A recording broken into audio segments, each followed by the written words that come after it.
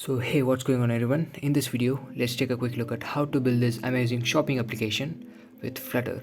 And if you enjoyed this video, just hit the like button and consider subscribing. That would be a great honor for us. And if you find any difficulties in building this application, just tag me on Twitter at SantosJaron and feel free to DM me at Instagram as well. Well, that's pretty much it. Let's get started.